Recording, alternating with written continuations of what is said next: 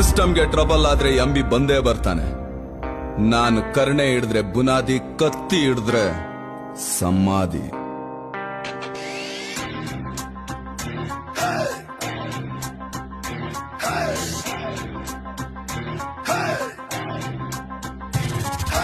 ಹತ್ತು ದಿಕ್ಕರಿನೆಟ್ಟು ಇವನ ಹತ್ತು ಬೆಟ್ಟು ಮಾಡಿದ ಸರಿ ಹತ್ತು ಹತ್ತಿನ ಬುದ್ಧಿಗೆ ಒತ್ತು ಕೇಂದ್ರ